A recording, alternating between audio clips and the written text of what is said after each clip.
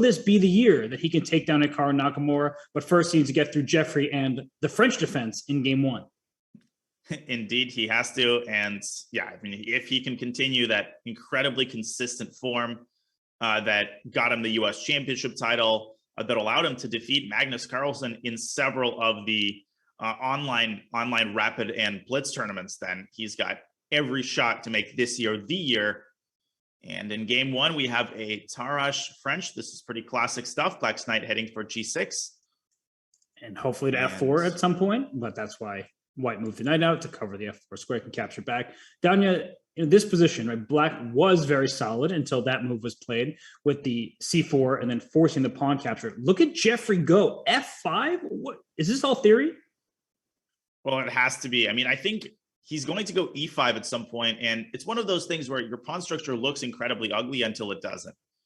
Right, so bishop f6 might come, and if Black can drive that wedge into White's position, I think Black might even be better here. So bishop f6 or bishop d6, I think that's the decision Jeffrey's trying to make. Maybe even rook fe8. To me, the battle revolves around whether Black can get that e-pawn marching here. Yeah, and you said rook f8. I like rook a to e8 to keep the rook on f8, the second one to e8, and then get the pawn going.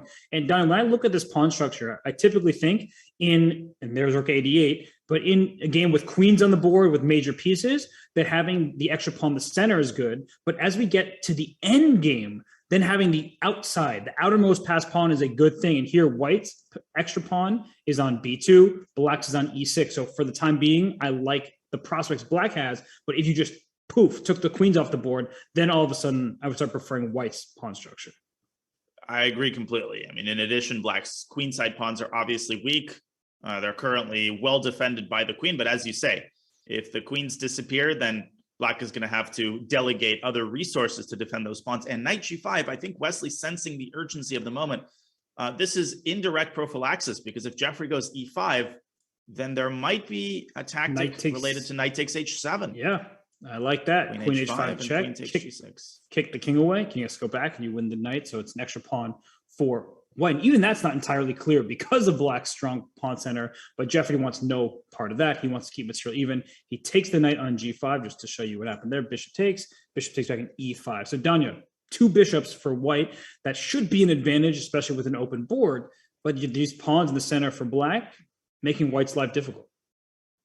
Yeah, they are. But, with these types of positions, it's also very easy to overcommit, to push your pawn too early. So Jeffrey has to be very careful, obviously, about when he pushes and which pawn to push. I mean, f4 would trap that bishop on g5. On the other hand, it would open the bishop on c2 and allow moves like queen h5. So there's going to be big decisions to make every single move here. Maybe you want to go queen f7 for Black and get that queen to the king side and only then push one of your pawns. Practically speaking, this might be a little bit easier to play for White. And h4, what a bold move, intending h6, h5. Right. And that's why Jeffrey, his hand was sort of forced into playing e4 because h5 threatened to remove the knight from the defense of the e5 pawn. So how do you protect the e5 pawn? You push it. Pawn's best friend is another pawn. That knight can slide into the e5 square. Now, down to this d6 square could eventually be White's for the taking, but it requires quite a deal of effort. And now the knight comes into f4, in fact, and I think White is kind of forced to trade the bishop for the knight, as otherwise you lose this pawn h5. Yeah, I mean, maybe you want to sacrifice it and keep your bishop, but I find that pretty hard to believe. Is it possible that Wesley underestimated knight f4? Because he's taking quite a while here. And is he seriously contemplating the prospect of sacking that pawn? Well, the queen moves, c4 will also be under attack in the future. So that feels like a pretty big pawn to give up. And if you trade and this queen jumps into f4, you don't have queen to e3 offering an exchange of queens. We were talking about this earlier. White's pawn structure could be good in the endgame, but the c4 pawn is loose. So White would have to spend a turn protecting that pawn on c4 before trying to offer a queen trade. And he does exchange on f4, and now he plays it anyway. It does. He just drop a pawn on c4 at the end after the queen trade? It does, but I guess he wants to. I mean, what does White get in return? White gets the c file. You can play rook c3, followed by bishop b3. I think, honestly, Wesley's trying to bail this out into a draw, but Black is definitely going to be pushing here. And there comes bishop b3, abiding by the rule that all rook endgames are drawn. But in reality, I think Wesley is banking on the weakness of Black's queenside pawns. But Robert, there's f4, e3 ideas. This is a little bit shaky for White.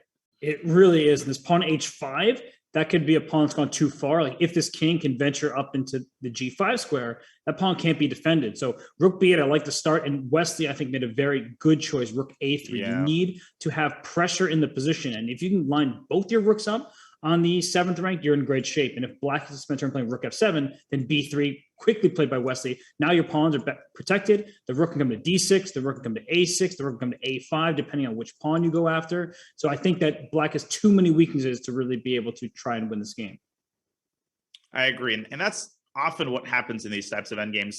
Jeffrey boldly going f4, and he wants to put a rook on e8 and play e3. Now, the problem for Black is that even if he goes e3, White's king is actually quite well positioned to prevent that pawn from inflicting any serious damage. Because if you think about it, e3, f takes e3, f takes e3, and then even if Black plays e2, White just parks the rook on e1, and there's no rook f1 check. So Wesley has to be careful, but I think he can safely proceed with the sort of assault on Black's queenside pawns. Or maybe you go rook e1 here.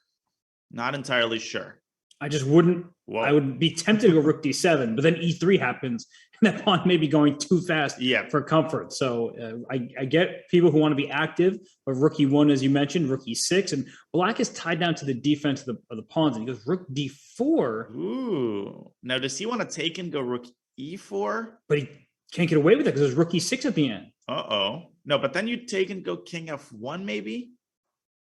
Yeah, I guess you barely, as you were saying, the king is so one close. Of those Monka-esque positions for sure. It's the only way to describe it. I think it should be a draw, though. Again, I just don't see Black in the long term escaping the weakness of his queenside pawns. There might be a rook a4 and then rook back to c4 situation that might force repetition.